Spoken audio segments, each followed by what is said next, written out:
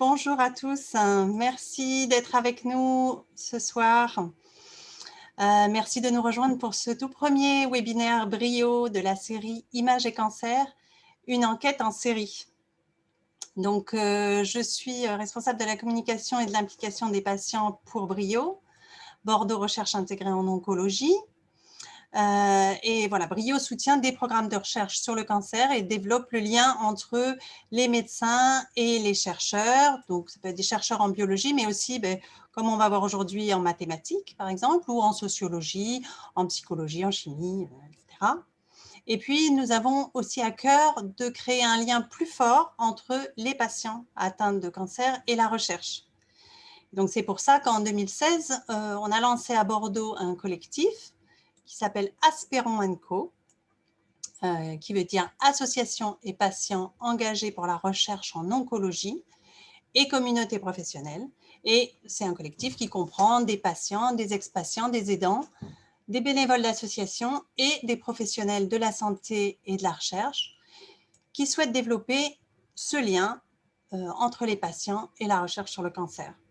Et donc, tous les ans, nous choisissons une thématique sur laquelle nous travaillons pendant l'année avec des experts cliniciens, chercheurs, mais aussi avec des patients et avec des comédiens pour coproduire un événement grand public tous les ans. Et ça prend habituellement la forme d'une série, d'une soirée justement à l'automne à Bordeaux, donc voilà, dans un théâtre où on se retrouve. Et donc la thématique pour 2020, c'était images et cancer. Mais évidemment, la situation sanitaire ne nous a pas permis de faire les ateliers comme on fait d'habitude avec le collectif. Et donc, nous avons transformé le projet d'événements qu'on fait habituellement en mini-série numérique. Mais nous avons voulu garder quand même les éléments essentiels de nos événements, qui sont l'échange de points de vue entre les médecins, les chercheurs et les patients autour d'un sujet. Et puis le regard artistique est un peu décalé, qui apporte une pointe d'humour et d'émotion avec les comédiens sur des sujets qui sont complexes, qui sont parfois douloureux. Donc voilà, ils apportent ce regard bien à eux qui est vraiment une plus-value pour nos événements. Et puis aussi la possibilité de poser des questions. Donc je vais vous présenter un petit peu le déroulé de ce petit moment qu'on va passer ensemble aujourd'hui. Mais au passage, si vous vous demandez quelle est la thématique pour 2021, parce qu'évidemment la thématique de 2020 qu'on présente maintenant en 2021 avec voilà, le retard des mois Covid, des mois de transformation de tout ça. Donc on avait aussi une thématique pour 2021. Et donc la thématique en 2021, c'est cancer et nutrition. Et donc là, c'était en marge d'un congrès scientifique autour du métabolisme et cancer, donc métabolisme plutôt sur la nutrition des cellules. On a organisé en fin mai une demi-journée en ligne avec guidée donc pour les patients sur cette thématique-là avec des experts et des comédiens. Et donc, cette demi-journée doit être en ligne sur notre chaîne, soit maintenant, soit juste après la soirée, l'événement de ce soir. Voilà. Donc, maintenant, j'aimerais bien vous présenter les intervenants de ce soir. Donc, nous avons la chance d'avoir avec nous Gérard Conté, qui est un ex-patient atteint d'un cancer du rein, qui va vous expliquer son expérience et son point de vue. Bonjour Gérard. Bonjour. Voilà, nous avons aussi Foucault Chamings, qui est radiologue spécialisé en imagerie du sein à l'Institut Bergonié à Bordeaux. Donc, bonjour Foucault. Et nous avons Olivier Sau, qui est mathématicien et chercheur au CNRS. Donc, je les remercie tous les trois d'être là live, en direct, pour répondre à vos questions. Vous allez les voir, ils sont aussi sur une table ronde que nous avons filmée et qu'on va vous diffuser là juste maintenant. Donc, vous allez voir une capsule vidéo qui a été tournée avec les comédiens Philippe Souk et Sébastien Eke. Puis une table ronde que donc nous avons filmée avec les 3 intervenants que je vous ai présentés et qui est animée par ma collègue Lise Molima. Et tout ça, ça va former une vidéo qui sera ensuite diffusée à partir de demain sur notre chaîne YouTube et sur la page sur notre site internet, sur la page de l'événement de la mini-série Images et cancer, une enquête en série. Et d'ailleurs, normalement, vous recevrez un message dès demain avec le lien.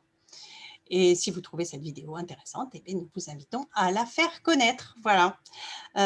Pendant la diffusion de la vidéo, je vous invite à noter au fur et à mesure vos questions via le bouton Q et R, donc questions-réponses, que vous avez normalement sur votre écran. Le chat, c'est plus pour vos commentaires ou éventuellement pour partager vos expériences aussi. Voilà. Et je vais vous informer que vous pouvez poser vos questions de manière anonyme. Donc, surtout, n'hésitez pas.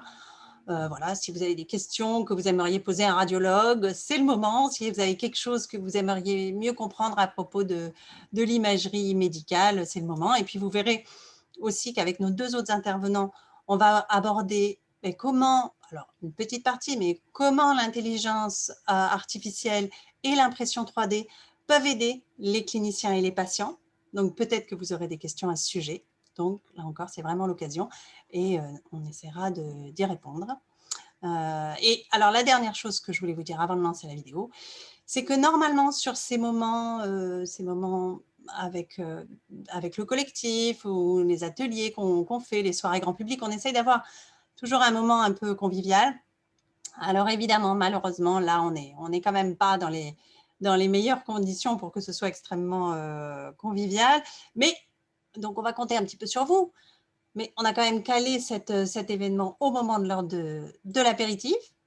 Donc, on espère que vous avez avec vous un verre de votre boisson préférée et quelques petits trucs à grignoter parce qu'on va démarrer la séance. Et donc, on se retrouve à peu près dans 30 minutes pour échanger avec nos intervenants. Donc, je vais partager via mon écran la vidéo. Et donc, à tout à l'heure.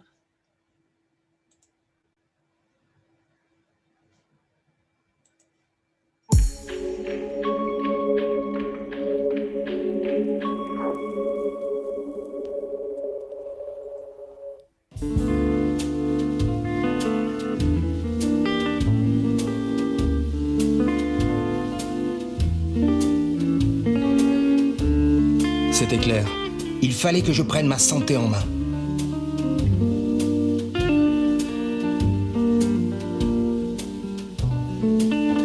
Trop d'indices, de recoupements, de soi-disant coïncidences, mais toujours aucune identification ni aucune preuve. Les analyses, ça suffit pas. Léna, ma copine de la brigade de dépistage, veut en avoir le cœur net. Elle m'envoie chez un de ses collègues qu'elle avait fréquenté sur les bancs de la fac. Un ex peut-être. Le comble.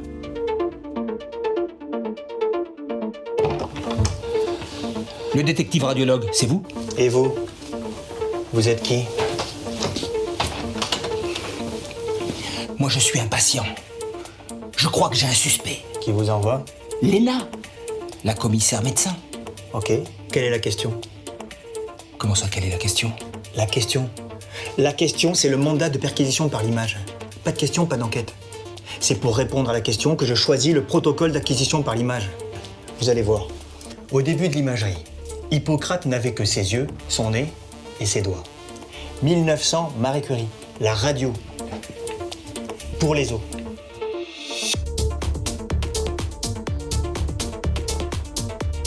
« 1960. Pourquoi se contenter d'un seul détecteur? On en met 128. C'est le scanner, la tomodensitométrie. On découpe les organes en tranches. 1970, on découvre qu'on peut exciter le proton de l'hydrogène. C'est l'IRM. Attention, qui dit hydrogène dit H2O, donc eau. Et qui dit eau dit tissu. Vous êtes en train de me perdre là. Toute cette excitation, inversion. Moi, j'ai besoin d'être rephasé. Ne vous inquiétez pas. Pour vous rassurer, on va vous mettre sur écoute avec les ultrasons de l'échographie.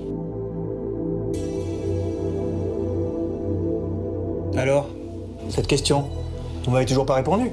Ça me gêne. C'est un peu intime, voire limite vexant. Ah, ok. J'ai compris. Le toucher. Léna vous l'a fait. Mais non, pas le toucher. Les indices disent que j'ai une boule. Une seule? Ben oui, une seule.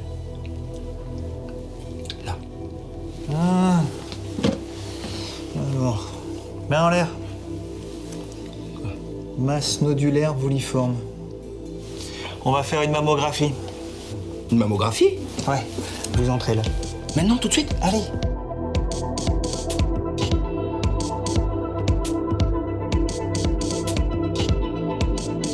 Et déshabillez-vous. J'ai pas très envie, hein, j'ai peur. Hein. Vous inquiétez pas. Qu'est-ce que vous allez me faire là? Calmez-vous, je vais vous expliquer. On va vous faire une échographie.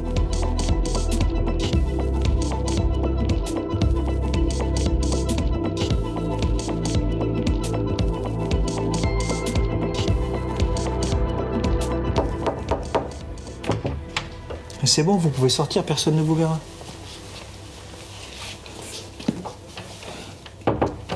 Bon, j'ai une bonne et une bonne nouvelle.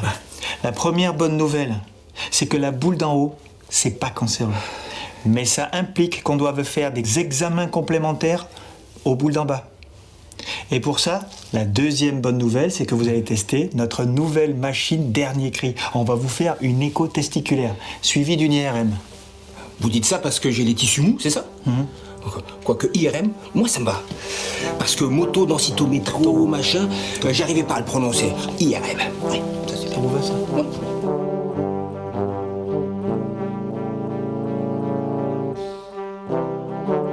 Ne bougez plus.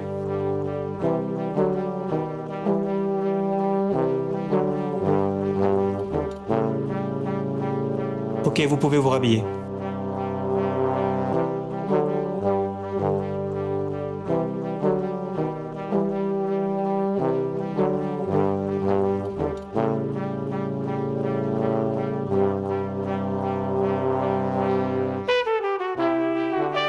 Attention, je vais examiner la scène de crime.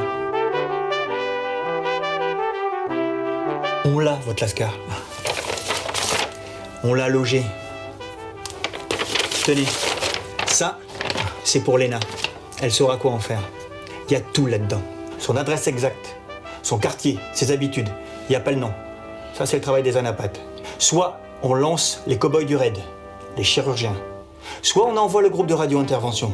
Vous avez bien fait de vous dépêcher. Il est petit et il dort encore. Il sera facile à serrer. Merci, détective. Merci. Super boulot.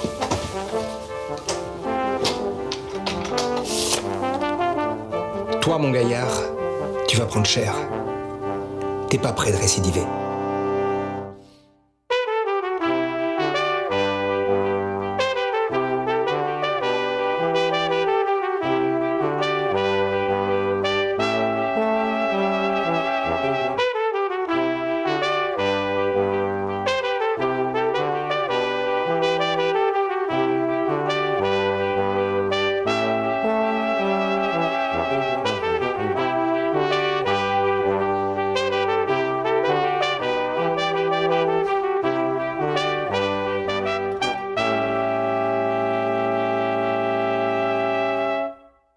Bonjour à tous, vous venez de visionner un mini-reportage fictif tourné avec Sébastien et Philippe, deux comédiens, qui retracent le parcours de la détection d'un cancer au travers différents examens d'imagerie. Cette mise en scène nous permet d'avoir un regard décalé sur les propos scientifiques, comme on aime bien le faire à Brio, Bordeaux Recherche Intégrée en oncologie. J'accueille maintenant nos trois invités de ce jour qui vont pouvoir confronter leur point de vue autour de cet épisode La preuve en images de notre mini-série Images et cancer, une enquête en série. Donc j'accueille aujourd'hui Gérard Conté. Bonjour Gérard. Bonjour. Donc vous êtes un ex-patient soigné pour un cancer du rein et vous allez pouvoir nous parler de votre témoignage vécu de l'intérieur. À vos côtés, Foucault Chamings. Donc bonjour Foucault. Bonjour. Donc vous êtes radiologue à l'Institut Bergonié spécialisé en imagerie du sein. Et Olivier Saut. Bonjour Olivier. Bonjour. Donc vous êtes mathématicien et chercheur au CNRS. Donc merci à tous les trois d'être présents. Je me tourne d'abord vers vous, Foucault, parce que l'idée et l'analogie de finalement le radiologue et détective vient d'un échange qu'on a pu avoir avec vous. Et donc j'aurais aimé savoir pourquoi cette analogie et pourquoi est-ce qu'on peut dire que le métier du radiologue se rapproche de celui d'un détective. C'est vrai que c'est comme ça qu'on en avait discuté. Le métier de radiologue, c'est un métier qui n'est pas toujours très bien connu. Et c'est vrai que dans notre pratique quotidienne, on peut faire cette analogie avec finalement le travail d'enquêteur. Hein. On dit souvent aux jeunes qui arrivent dans notre métier que nous, on fait un peu Sherlock Holmes. C'est-à-dire qu'au départ, on part avec une question ou un suspect, notamment en imagerie mammaire. Voilà, on cherche une anomalie, donc voilà, le coupable, entre guillemets. Et puis, on va chercher finalement des indices que vont nous apporter nos différentes techniques d'imagerie. Alors, quelles sont-elles justement, ces différentes techniques d'imagerie? Alors, ça dépend évidemment de la zone que l'on veut explorer. Elle repose sur différentes techniques physiques, hein. Donc on l'a entendu dans le film, les ultrasons, les rayons X, ou bien le magnétisme avec l'IRM. Donc en imagerie du sein dans lequel je suis, on utilise la mammographie qui repose sur les rayons X, l'échographie qui repose sur les ultrasons, et donc l'IRM, le magnétisme avec l'IRM. En imagerie en général, on utilise aussi beaucoup le scanner qui repose aussi sur les rayons X. Et donc on accumule en fait les informations qui viennent de ces différentes techniques qu'on va choisir en fonction de ce qu'on cherche. Et on va essayer de détecter, et puis quand on a trouvé quelque chose, de caractériser, c'est-à-dire d'évaluer si c'est suspect ou pas. Voilà, et un peu après orienter finalement la prise en charge en fonction de l'ensemble de ces éléments. Et donc c'est le radiologue qui choisit l'examen qui va le faire passer au patient voilà. en première instance. Le collègue clinicien, c'est-à-dire le médecin traitant ou bien l'oncologue dans certains cas, pose une question clinique et nous on va déterminer les outils qu'on va utiliser pour essayer de répondre à cette question. D'accord. Et qu'est-ce que vous trouvez comme information finalement dans les images? Qu'est-ce que vous cherchez? Est-ce que vous cherchez une masse? Est-ce que vous cherchez l'activité de ce que vous... Qu'est-ce que l'image vous donne comme information? Alors ça dépend des techniques qu'on utilise. En imagerie du sein, donc la technique de base c'est la mammographie. Et donc là on cherche différents types d'anomalies. Ça peut être des masses effectivement, ça peut être des calcifications, ça peut être des distorsions de l'architecture. Voilà, il y a tout un tas d'anomalies qu'on va essayer de détecter.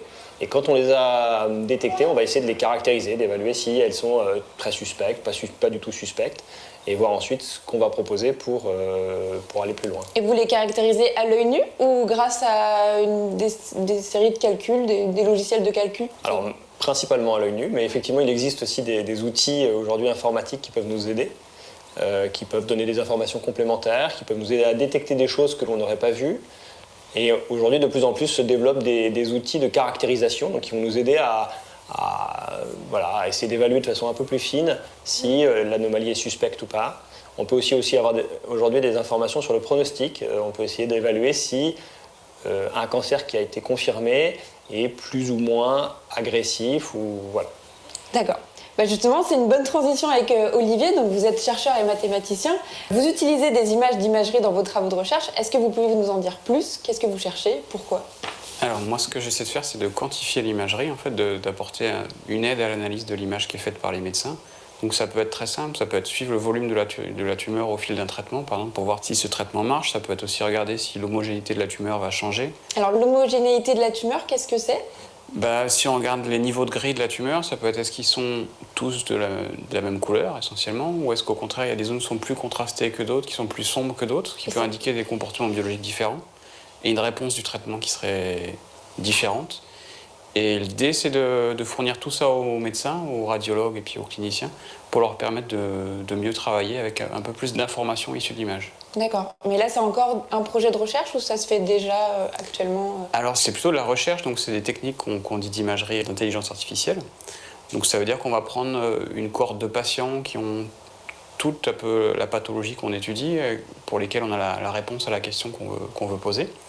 Et puis à partir de ça, on construit des algorithmes qui vont nous dire, à partir par exemple du début de la chimiothérapie d'un patient, savoir si on peut prédire s'il va bien répondre ou pas pour éventuellement ajuster le traitement, ou alors il y a quelque chose qui peut être très long pour les médecins, ça va être de contourer finement la tumeur, parce que quand on veut par exemple planifier une radiothérapie, c'est quelque chose qu'il faut. Et donc on essaie de développer des algorithmes qui vont faire gagner du temps aux médecins en leur apportant un contour préliminaire qu'ils auront juste à valider. Donc le temps qu'ils ne passeront pas à faire cette tâche fastidieuse, ils pourront par exemple le passer devant les patients Donc actuellement, ça veut dire que le radiologue, donc peut-être vous Foucault ou vos collègues, contourne la tumeur pour la délimiter, pour ensuite pouvoir soigner. Et là actuellement, vous Olivier, vous essayez de faire ça à une machine, justement, qu'elle repère elle-même la tumeur dans l'image qu'on lui donne, c'est ça? Alors ils n'ont pas forcément le temps de le faire, justement, parce qu'ils ont un temps très contraint. Donc, et du coup, c'est une information quantitative qu'ils n'ont pas forcément. Je parlais du volume, ça peut être ça, comment le volume évolue sous le traitement. Et donc c'est une information qu'on va leur donner en plus, sans leur donner plus de travail. Donc c'est exactement ce qu'on essaie de faire, c'est de les aider, de leur apporter plus d'informations sans changer leur pratique clinique. D'accord. Donc ça veut dire qu'un jour, peut-être, ça les aidera plus précisément à diagnostiquer un cancer et à le savoir exactement de quoi il s'agit plus rapidement, peut-être. Ça leur donne plus d'informations.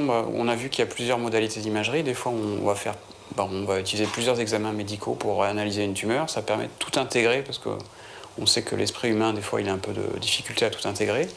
Ça permet aussi, ça peut être intéressant pour l'entraînement, puisque l'expertise radiologue, elle va se développer au fil du temps. Et nous, on peut apporter une petite quantification qui est indépendante du praticien. Donc ça, on peut imaginer qu'au début de la carrière d'un radiologue, un algorithme va un petit peu l'aider à aller plus vite vers les cas difficiles, sur les cas problématiques. Enfin, on peut imaginer plein de choses. Est-ce qu'on peut imaginer qu'un jour, la machine remplacera le radiologue? Est-ce que l'ordinateur prendra la place du radiologue, finalement? Alors ça, il y a des gens qui le disent, mais moi, je ne crois pas du tout. Je pense que ce qu'on essaie vraiment de faire, alors il y a une analogie qui est un peu bateau, c'est l'analogie du vélo. Je pense que ce qu'on essaie de faire, c'est un peu de donner des vélos aux radiologues pour qu'ils aillent plus loin et plus vite. Mais in fine, c'est toujours eux qui pédalent. Donc le geste médical, le diagnostic, l'évaluation du suivi, c'est eux qui le feront. Simplement, on va les aider en leur donnant plus d'informations. Foucault, vous avez peut-être une réaction par rapport à cette image du vélo, justement, qui vous aide à aller plus vite? C'est tout à fait ça. C'est vrai que ça a pu inquiéter pas mal les radiologues à un certain moment de se dire que tous ces logiciels allaient potentiellement venir les remplacer et qu'on allait tous perdre notre travail. En fait, le rôle du radiologue ne se limite pas à ça du tout. Il ne se limite pas à juste détecter une anomalie ou même de la caractériser. Ça s'inscrit dans une prise en charge globale qui passe souvent par l'examen clinique du patient, notamment en imagerie du sein, on a beaucoup de relations avec les patients. Ça passe par la relation avec nos collègues cliniciens, médecins traitants, qui est une relation complexe, qui sera difficile à remplacer par de l'intelligence artificielle. Donc voilà, on a un métier qui est très complet et moi je vois ça plutôt positivement puisque je me dis qu'effectivement des tâches très répétitives pourront être remplacées ou aidées par ces logiciels et ça nous permettra de concentrer notre énergie sur des choses qui sont vraiment de l'ordre de l'humain. Voilà, donc le travail multidisciplinaire avec plusieurs collègues et puis le temps de la qualité de la relation au patient qui nous paraît fondamental dans la qualité des prises en charge. Tout à fait. Et je pense que pour parler de la relation médecin-patient, Gérard, vous allez pouvoir nous apporter votre témoignage sur comment est-ce que votre diagnostic de cancer a été effectué, qu'est-ce que vous avez ressenti, comment vous avez perçu le discours du radiologue et surtout le diagnostic de cette tumeur. Est-ce que vous pouvez un peu nous raconter Suite à mon hypertension, le cardiologue m'avait orienté vers un scanner des glandes surrénales. Donc je suis allé faire ce scanner. Ils ont découvert, le radiologue à la sortie a dit que j'avais quelque chose sur mon rein, qu'il fallait que j'aille voir un urologue. Et là, je suis parti un peu avec un papier entre les mains qui était du chinois pour moi, parce que je ne comprenais pas quelques phrases, mais je ne comprenais pas tout. Il me semblait que pour moi, ça aurait peut-être pu être écrit, peut-être pas cancer, mais quelque chose qui m'oriente vers me dire que j'ai quelque chose d'un peu plus grave. Donc il m'a fallu aller voir un urologue, et c'est l'urologue qui lui a mis d'emblée dire « Ok, vous avez un cancer du rein ». Voilà. Alors Foucault, pourquoi est-ce que le radiologue, au moment où il a finalement vu quelque chose sur l'image de Gérard, a dit « c'est quelque chose, mais bon voilà ». Pourquoi est-ce que ce flou finalement ? Alors, c'est une question assez complexe, avec on peut l'aborder de plusieurs façons, mais c'est vrai que sur l'image, on a des suspicions, on a des éléments, mais c'est rarement définitif. C'est-à-dire que d'abord, il faut du temps, parfois, pour bien prendre le temps de regarder les images. C'est vrai que quand les patients sont là, on n'a pas forcément tout intégré, et donc dire des choses, après, ça se révèle être faux, évidemment, c'est quelque chose qu'il faut éviter à tout prix. Donc on aime bien avoir du temps pour bien regarder les images. Et puis ensuite, voilà, l'information, elle n'est pas intégralement dans l'image. Voilà, on n'arrive pas toujours à poser un diagnostic. Il y a des fois où c'est le cas, mais des fois où ce n'est pas le cas. Et on a besoin d'aller plus loin. Donc par exemple, de faire de faire un prélèvement, une biopsie qui va nous confirmer une suspicion, voilà, ou l'infirmer. Voilà, éventuellement d'autres examens complémentaires qui peuvent être d'autres examens d'imagerie ou bien des examens biologiques. Voilà. Et puis ça peut être aussi important que, en fonction des situations, l'annonce ou l'information soit donnée par le médecin clinicien qui est celui qui va proposer aussi le traitement. Ça peut être important d'avoir une information au moment où la perspective du traitement est aussi proposée. Et c'est vrai que le radiologue, comme ce n'est pas son métier, s'il donne une information qui n'est pas tout à fait précise, qui potentiellement peut évoluer dans le temps et qu'il n'a pas forcément de proposition immédiate de traitement, ça peut être délicat. C'est pour ça qu'il y a ce temps souvent de maturation avant qu'un diagnostic définitif soit proposé. Ouais. Par contre, je veux répondre sur le temps long. Au début, quand j'ai attendu la salle d'attente une fois le scanner fait, quand on n'a rien, on a rapidement le compte rendu. Là, j'ai eu demi-heure d'attente. Dans la tête, ça a commencé à gamberger. Et 1 heure d'attente, ça a été encore un peu long. Et là, je me suis dit, il y a quelque chose qui ne va pas, quoi. Et c'est pour ça qu'on regarde la feuille pour se demander ce qui se passe. Oui, c'est le fait finalement de ne pas faire un examen habituel. Où Voilà, quand on le fait habituel, c'est très court, Ouais. enfin, il me semble. Et quand il y a quelque chose, la durée est plus importante. Et dans la tête, c'est beaucoup plus important et beaucoup plus énorme. C'est vrai que ce problème de l'attente, c'est un problème. Alors parfois, on fait attendre les gens même s'il n'y a rien. Ça nous arrive souvent, nous. Donc c'est vrai que ça les inquiète souvent beaucoup. C'est des problèmes parfois organisationnels. C'est vrai que, oui, c'est vrai qu'il y a souvent ces temps en fonction de l'organisation, on n'a pas toujours le temps de communiquer de façon efficace. Mais ça, c'est un vrai sujet pour nous autres radiologues, de savoir comment délivrer l'information de façon ajustée, ni trop peu, à quel moment, dans quelles conditions. On n'a pas toujours les lieux aussi adaptés pour pouvoir communiquer au calme. On n'a pas de salles forcément qui sont dédiées pour ça. Oui, ça s'est fait dans le couloir. Voilà, ça fait partie des... Ça s'est fait dans le couloir. Voilà, alors parfois ça se fait dans le couloir et on se rend bien compte que c'est inadapté. Voilà, c'est une vraie question aujourd'hui qu'on se pose de plus en plus et on se rend bien compte que c'est difficile d'avoir les conditions vraiment optimales pour délivrer une information de qualité. Déjà, c'est difficile de délivrer une information avec toute l'incertitude qu'il y a autour. Et en plus, les conditions ne sont pas forcément aujourd'hui conçues, voulues, enfin voulues si, mais en tout cas organisées pour que cette information se fasse dans les meilleures conditions. Et justement, quand vous délivrez l'information, est-ce que vous montrez les images aux patients? Est-ce que vous lui expliquez sur un écran ce qu'on voit ou pas du tout? Si vous montrez l'image, qu'est-ce que vous montrez? Sur quoi vous focalisez finalement l'information aux patients? Ça dépend beaucoup, je pense, de la partie de l'organe qu'on explore, parce que là, les radiologues ont tous des métiers un petit peu différents en fonction de la zone qu'on explore. Nous, en imagerie du sein, on va dire qu'on préinforme les patients quand on voit une anomalie qui est extrêmement suspecte. C'est vrai qu'on le dit même quand on n'a pas encore le résultat. Et on se dit que ce temps d'ailleurs de maturation entre l'information orale et le diagnostic définitif peut être un temps qui peut être bénéfique pour la patiente, pour s'approprier finalement ce diagnostic qu'on va lui donner quelques jours plus tard. Vous lui dites quoi? Qu'il y a une masse, quelque chose? Oui, alors on leur dit qu'il y a une anomalie, effectivement. Alors on essaie de pondérer le discours, en fonction du degré de suspicion qu'on a, et puis en fonction aussi de l'attente du patient. Alors il y a des gens qui veulent savoir avec des mots très précis, qui sont très demandeurs de dire voilà, docteur, est-ce que j'ai un cancer? C'est très clair. Et puis d'autres, pas du tout. C'est-à-dire quand on aborde un peu, voilà, il y a une anomalie, on sent qu'ils ne veulent pas du tout rentrer dans cette discussion. Donc on essaye d'ajuster un petit peu le discours avec tout ça. C'est vrai que nous, on essaye de parler pas mal et d'informer du mieux qu'on peut, mais c'est toujours difficile d'ajuster. Et montrer les images, alors on le fait assez peu, d'abord parce que c'est souvent assez complexe à apercevoir quand on n'est pas habitué, et quand c'est pas complexe, c'est souvent assez très évident, on va dire, et c'est pas forcément positif pour quelqu'un de voir tout de suite d'emblée quelque chose de suspect. Ça peut être un peu brutal, voilà, donc c'est vrai que c'est pas quelque chose qu'on fait forcément naturellement de montrer une anomalie, en particulier quand elle est très suspecte. Donc justement, Gérard, peut-être, qu'est-ce que vous aviez en tête comme image, vous, quand on vous a annoncé justement cette tumeur au rein? À quoi vous avez pensé? D'abord, quand on vous annonce la tumeur, tu meurs. Ça, c'est...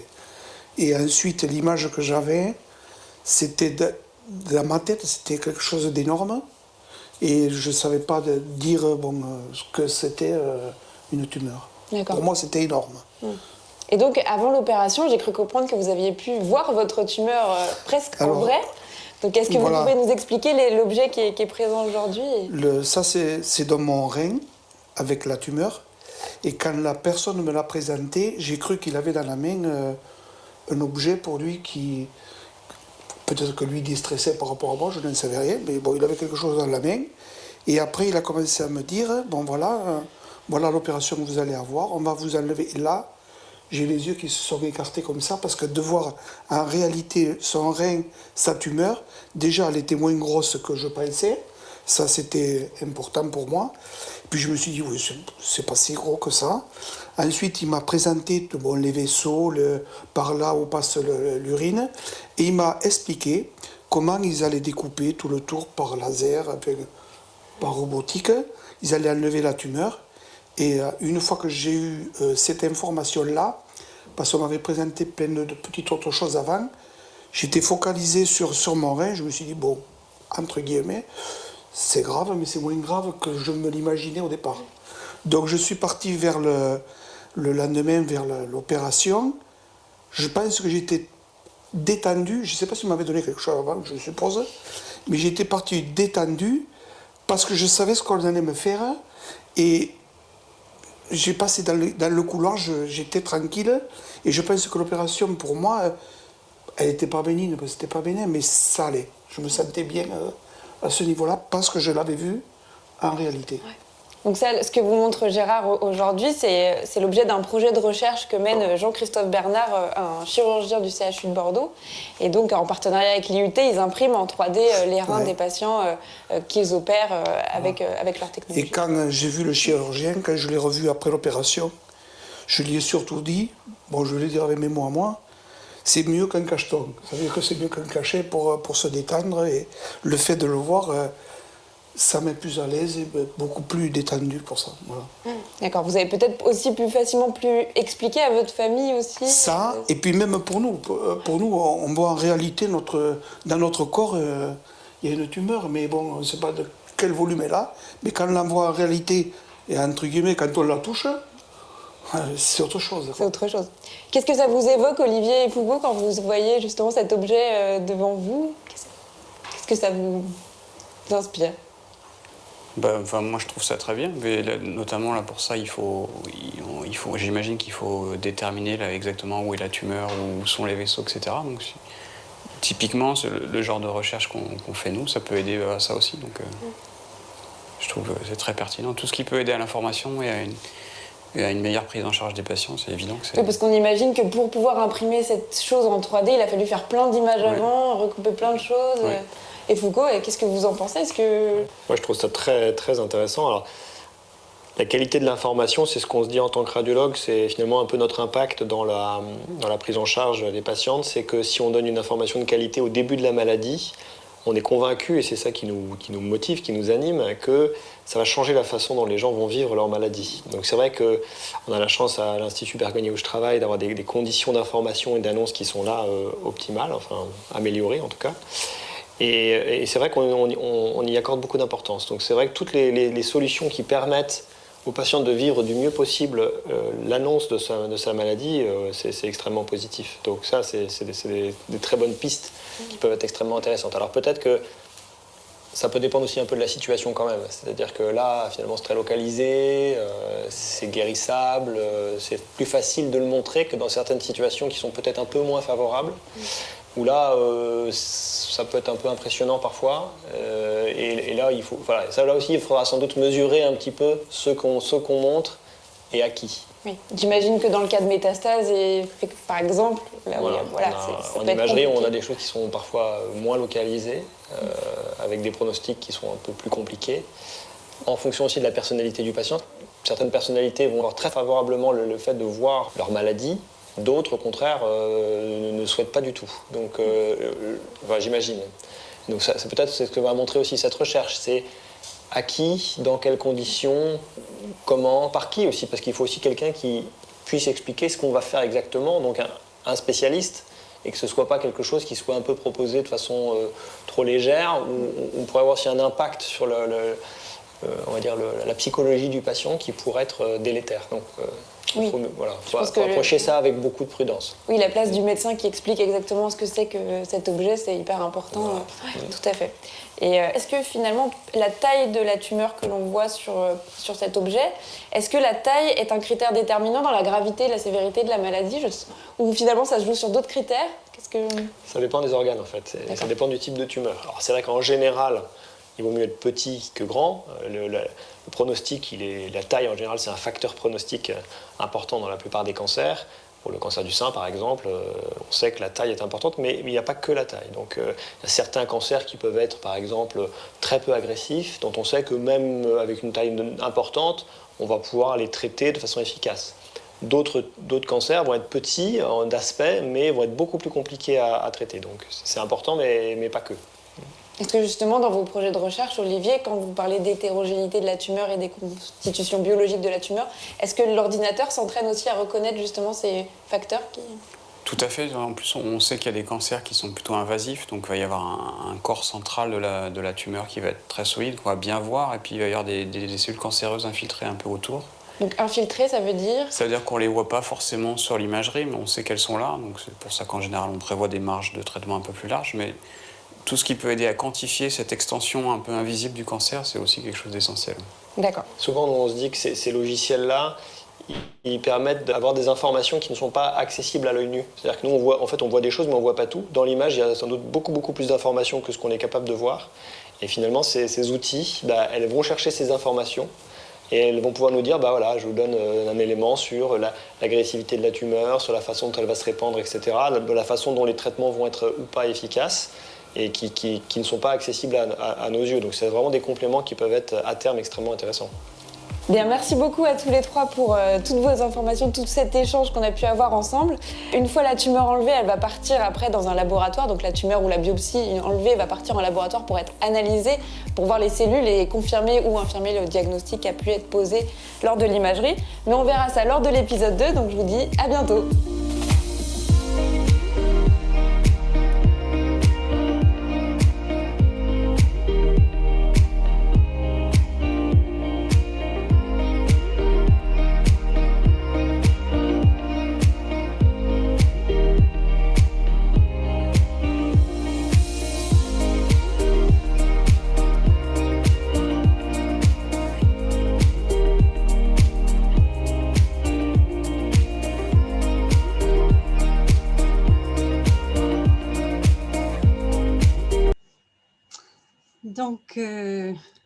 Donc, on espère que vous avez apprécié ce petit film avec, voilà, comme on disait avant, non seulement le regard un peu décalé des comédiens, mais beaucoup d'informations de nos intervenants. Donc, je vais les inviter donc à revenir pour échanger avec nous. Voilà, et j'ai même une invitée surprise, hein. Alors, parce que on a la chance d'avoir dans nos spectateurs quelqu'un qui va pouvoir nous apporter un regard particulier sur l'objet qu'avait Gérard Conté entre les mains, c'est-à-dire le rein imprimé en 3D. Donc, on a la chance d'avoir avec nous Solène Ricard, qui travaille donc avec Jean-Christophe Bernard, le chirurgien dont on parlait. Alors, Jean-Christophe est actuellement au bloc, hein, donc il ne pouvait pas se joindre à nous maintenant, mais Solène connaît très bien le sujet, vu qu'elle travaille avec lui, et donc je la fais venir. Elle est gentille de nous accorder un petit moment. Super, merci Solène. Ça marche trop bien. Le premier webinaire, on fait monter des gens sur scène, c'est super.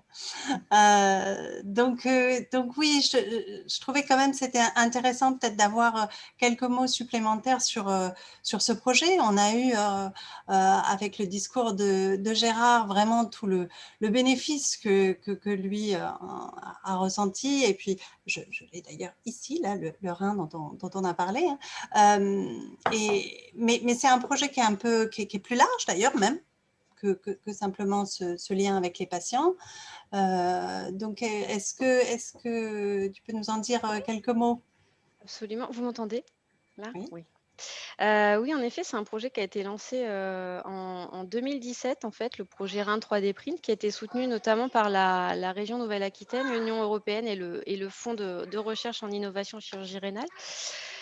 L'objectif, en fait, de ce projet, il était multiple, mais c'est surtout donc l'annonce du diagnostic au patient avec aussi l'explication d'une chirurgie complexe qui peut présenter en effet certains risques, notamment post-opératoires, et puis aussi sur les complications, sur les planifications de chirurgie, et puis sur la simulation de l'intervention en guise d'entraînement. Donc en fait, il y avait de nombreux déterminants dans ces étapes de prise en charge, et l'objectif, c'était d'améliorer en fait tous ces éléments grâce à l'impression 3D. Voilà.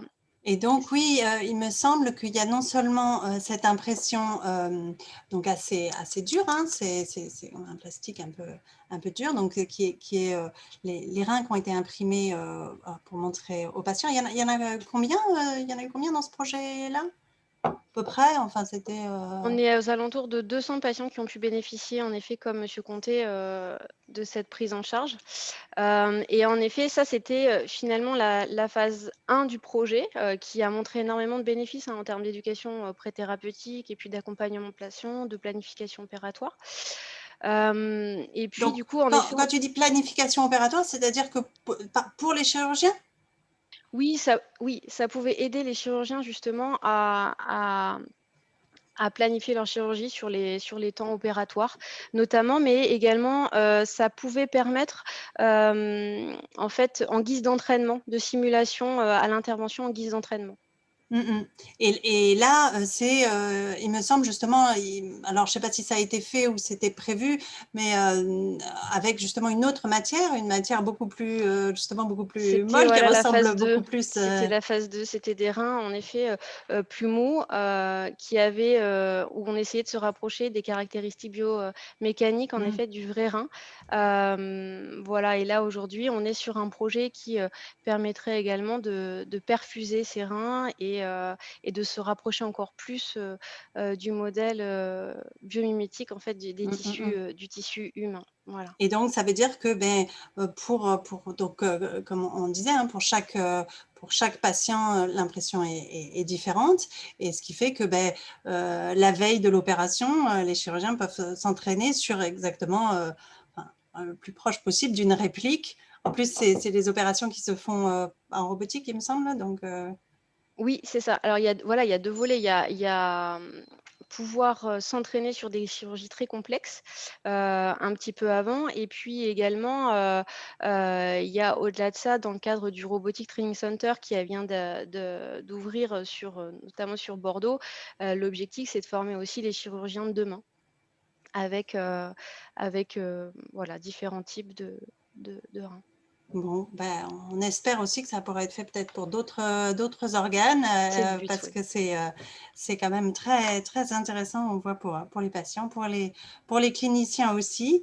Et donc, merci beaucoup. Ça, c'est une autre image, c'est une image 3D, mais c'est un beau projet qu'on a sur Bordeaux. Merci beaucoup, Solène, d'être venue avec nous un petit moment pour nous parler de ça.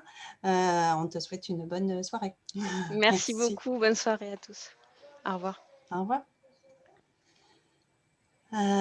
Alors, donc, est-ce qu'on a aussi d'autres questions? Alors, il y avait des questions, évidemment, par rapport à ce moment qui peut être difficile de l'annonce, de cette rencontre entre le radiologue et le patient. On sait que pour le patient, on l'a entendu, hein, Gérard disait, c'est pas toujours fait peut-être dans les conditions les meilleures. Est-ce que la profession, est-ce que c'est quelque chose, parce qu'il y a tous les aspects techniques, mais est-ce qu'il y a, je ne sais pas, des groupes de réflexion ou des choses comme ça sur les aspects plus humains, sur justement les rapports ou des formations ou des normes ou des choses qui sont mises en place sur cet échange avec le patient, ou qui pourraient peut-être? Pour Foucault, oui. C'est compliqué. Vous m'entendez là? Oui. Un sujet très difficile. Hein. Ah, le son est pas. C'est de parler plus fort dans le micro, c'est mieux ou pas? Ouais, c'est mieux. Merci. Je disais que c'est une question très difficile parce que c'est une très vaste question. Hein. Ouais, On peut bien sûr. parler de plein de façons différentes. On peut réfléchir à la psychologie du radiologue, à l'expérience de la profession, au rapport entre le soin et les problèmes de finances. Et ça, c'est peut-être plus un problème parfois entre aussi l'hôpital public et peut-être des structures privées qui n'ont pas forcément tout à fait les mêmes priorités. On peut aussi parler de l'évolution de l'hôpital public et des problématiques de rentabilité qui sont de plus en plus importantes. C'est une Oui, question ça. quand même qu'on se pose, alors soit individuellement parce qu'on se sent concerné, soit oui, il y a des radiologues qui se posent cette question, qui sont intégrés à des groupes de réflexion.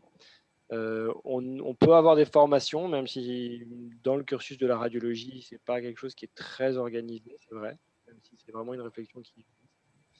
Donc voilà, c'est un très vaste sujet. Je pense que Oui. la plupart des radiologues essaient de faire au mieux. C'est vrai qu'aussi l'annonce, de toute façon, c'est difficile hein, pour tout le monde. Hein. C'est un moment que, oui, je vois marqué dans la question, est-ce que les radiologues craignent le rapport avec le patient? Oui, je pense que tout le monde, à un moment donné, a une petite appréhension d'aller voir quelqu'un pour lui annoncer une mauvaise nouvelle. C'est forcément un moment difficile. Et à la limite, ce serait peut-être inquiétant si ce n'était pas un moment qui soit un petit peu perturbant.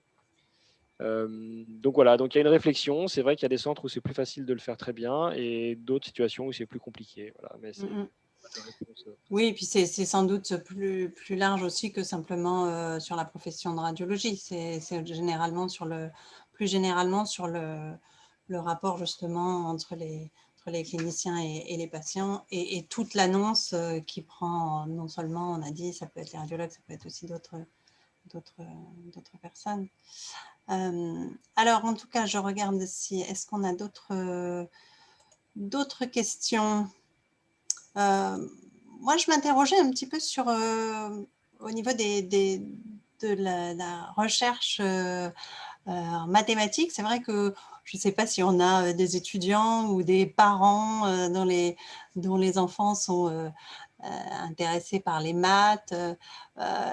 Est-ce que ce passage de faire des études et des recherches en mathématiques et puis tout d'un coup travailler dans le soin et se rapprocher du soin, est-ce que, voilà, comment ça s'est fait, par exemple, Olivier, pour vous? Est-ce que c'était déjà quelque chose en tête? Voilà, c'était les maths, ça peut être, voilà, ça peut être utile, ça peut être appliqué. Je trouve que c'est un message aussi qui est intéressant de manière un peu plus vaste.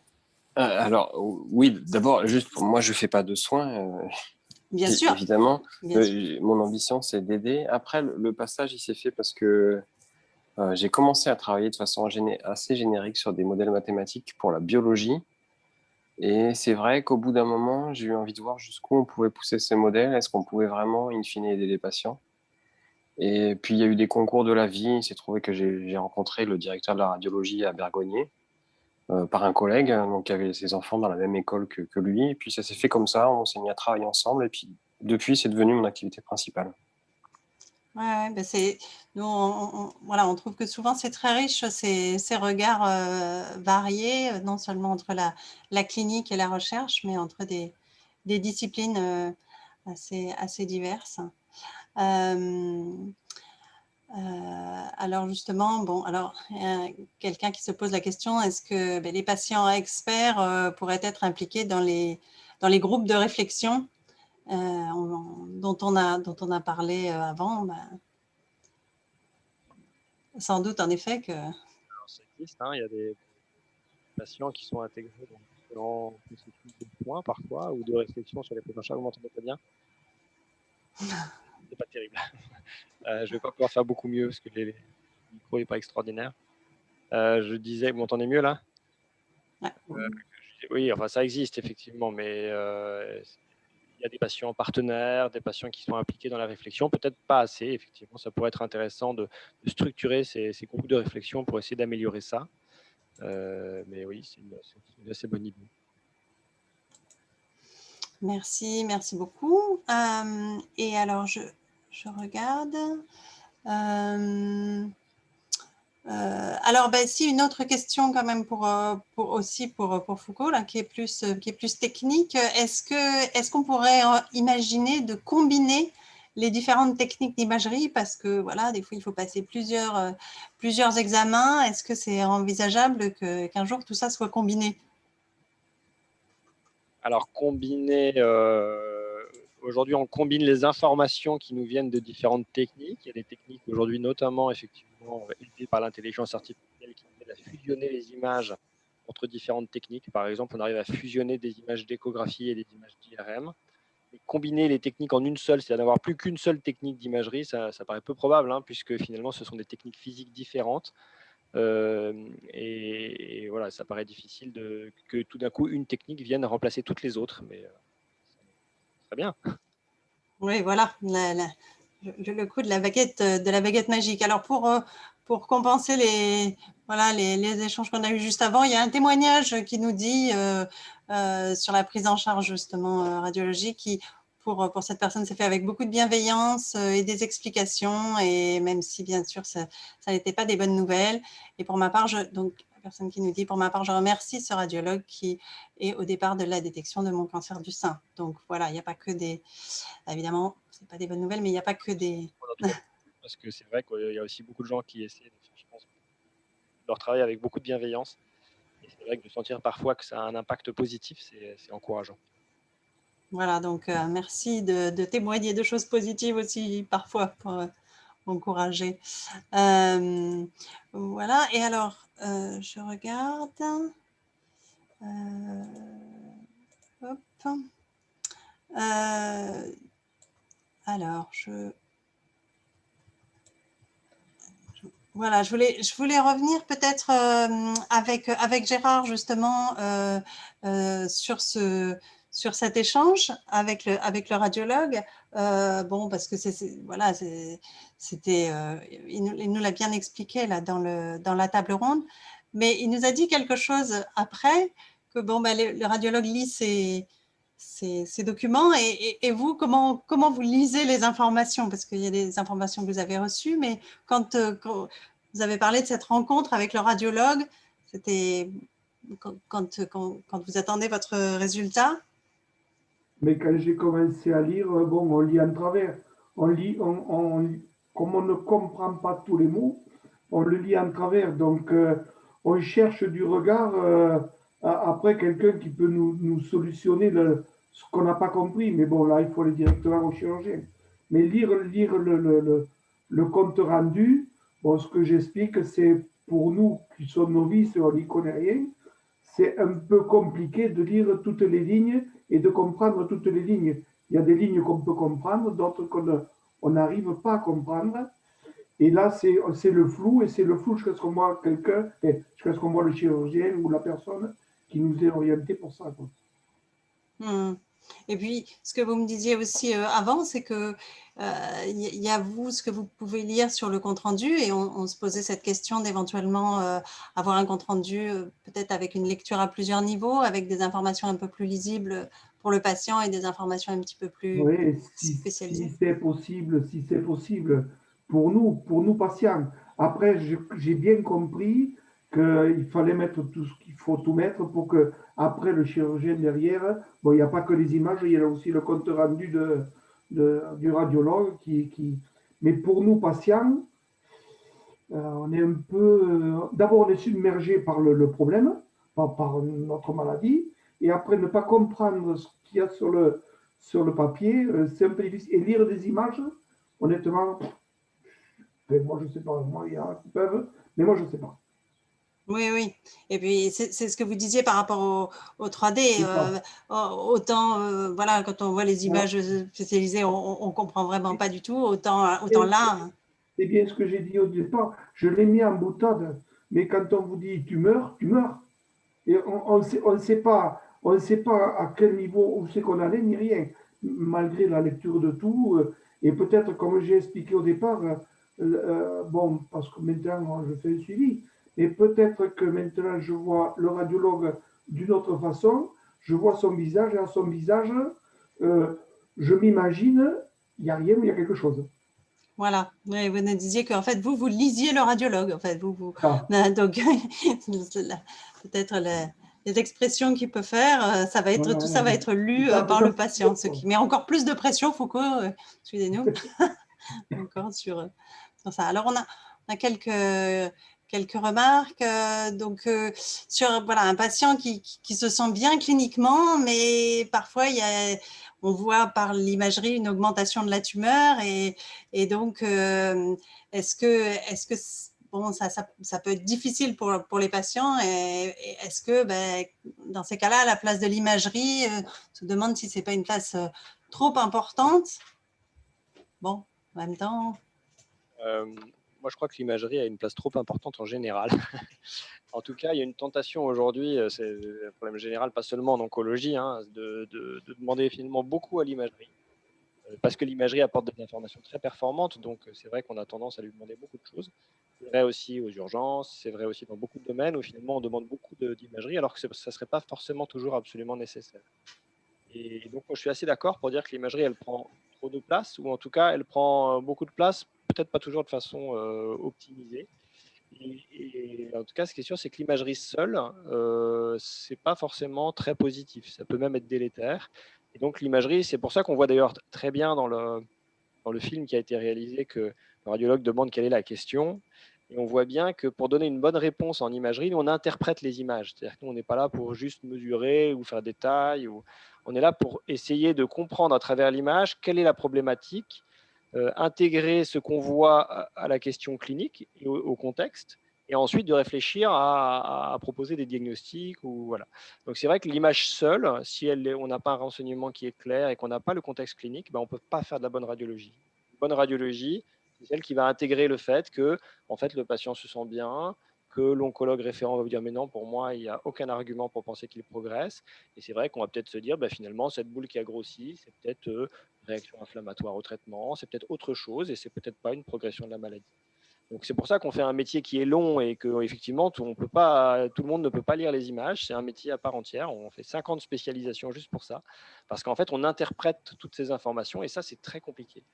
Et c'est d'autant plus compliqué qu'il faut les intégrer au contexte clinique. Je suis tout à fait d'accord. Et voilà, en scénologie, nous on voit les patientes, on les examine, donc on a cette information-là en direct, mais c'est pas toujours le cas. Et on peut faire des mauvaises interprétations parce qu'on a des mauvais renseignements ou même pas de renseignements du tout.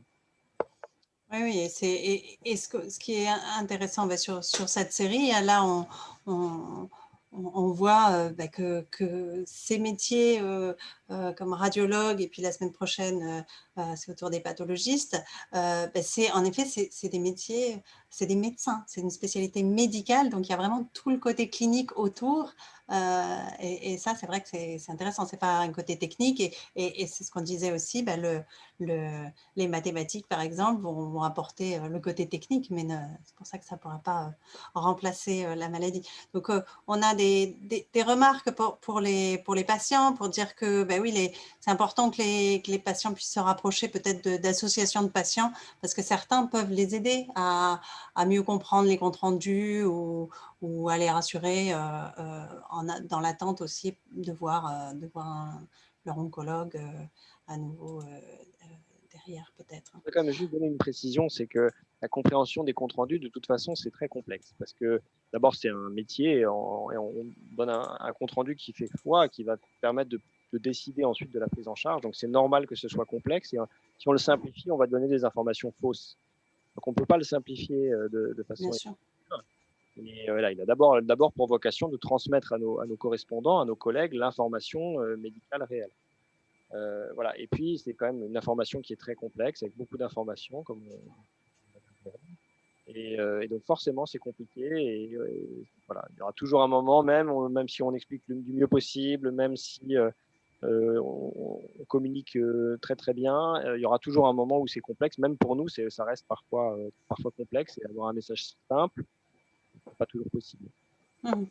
Oui, c'est pour ça qu'on se disait que de toute façon, dans ces cas-là, ce serait plusieurs niveaux d'information, parce qu'il la faut, l'information complète et complexe. Par contre, la différence entre l'information orale, qui est vraiment une relation avec le patient, une explication, un échange, et l'information écrite, Alors aujourd'hui, on donne les comptes rendus aux patients parce que voilà, ça se fait, c'est normal, mais c'est d'abord une information qui doit contenir toutes les données et qu'on ne peut pas édulcorer pour des raisons. Voilà, on ne peut pas enlever des informations parce qu'elles seraient un petit peu difficiles à entendre, par exemple, parce que on donnerait des informations fausses. Donc, personnellement, c'est vrai que je me dis qu'il faut vraiment associer l'information écrite et l'information orale qui va expliquer, adapter, intégrer, voire ajuster en fonction aussi des informations que le patient nous donne. Oui, oui, puis c'est ce que vous disiez aussi lors de la table ronde, en fonction du patient et voilà, du niveau d'information que le patient a envie ou est prêt à recevoir. Donc, un exemple d'ailleurs très illustrant, un cas qu'on a vu juste il y a quelques jours, donc c'est pour ça que j'y pense, mais on a fait une IRM de suivi pour une dame qui avait eu un cancer du sein, et on est tombé sur l'IRM du sein sur une boule sur une côte. Alors forcément, on se pose toujours la question dans ces cas-là de savoir si ça ne pourrait pas être une métastase de son cancer du sein qui serait apparue là. Et puis en fait, on est allé voir la patiente après pour lui demander ce qui s'était passé, et elle nous a expliqué que quelques mois avant, elle avait eu une fracture de côte lors d'une séance de kiné. Bref, et donc il expliquait tout à fait l'image. Et donc, voilà, la suspicion qu'on a eue au départ, parce qu'on a discuté avec la dame, elle a été complètement levée. Donc voilà, toute l'information n'est pas toujours dans l'image, elle est aussi dans les informations qu'on a grâce au rapport au patient. Bon, ben, merci beaucoup. Eh bien, on est arrivé à 19h30, qui est voilà, l'heure qu'on avait convenue. Donc, ben, je vais remercier beaucoup les intervenantes de ce soir, y compris Solène Ricard qui est venue représenter le professeur Jean-Christophe Bernard et nous parler d'impression 3D. Je vais faire un grand merci aussi à Lise et à Pauline qui ont accompagné toute l'organisation et la communication ainsi que le support technique là, pendant l'événement. Lise, que vous avez vu voilà, animer la table ronde pendant le film. Et puis, je voudrais remercier l'équipe de production, en particulier Valériane et Coralie, qui se sont investis à fond dans ce projet, et remercier les comédiens, en particulier Philippe Souk, avec qui on travaille avec toujours autant de plaisir depuis 4 ans maintenant. Et donc, si vous avez apprécié la vidéo et ce moment ensemble, eh bien, non seulement on espère que vous serez avec nous la semaine prochaine, et donc si vous êtes inscrit, a priori vous devriez recevoir un nouveau message de rappel. On va vérifier que tout ça se passe bien pour notre première série de webinaires, mais aussi on vous invite à inviter d'autres personnes à nous rejoindre la semaine prochaine. Et donc la semaine prochaine, eh bien, Pat va remettre ses cellules au service anatomie et cytologie pathologique du CHU de Bordeaux. Et celles-ci, les cellules ne sont pas tout à fait d'accord, donc on va voir ce qui se passe. Donc on parlera ensuite en table ronde du parcours des cellules du patient pour obtenir une autre image aussi essentielle pour la confirmation du diagnostic et pour les pistes de traitement. Et donc cette fois, nous aurons dans le panel d'intervenants qui sera cette fois-ci exclusivement féminin, nous aurons Béatrice Vergier, qui est la responsable du service, qui nous a accueillis, Sarah Mingui, qui fait des travaux de recherche justement sur les images des cellules, et Christelle Arnaud-Clavry, qui est une patiente du collectif Asperon & Co, dont je vous ai parlé tout à l'heure, qui a pu visiter le service en question dans les coulisses de l'hôpital. Voilà. Et donc, si vous devez peut-être aussi avoir à côté sur la page de l'événement, un lien où vous pouvez dès maintenant poser vos questions sur ce sujet-là pour qu'on prépare justement ce moment en direct avec vous. Voilà, merci beaucoup à tous pour votre présence et on vous dit à la semaine prochaine.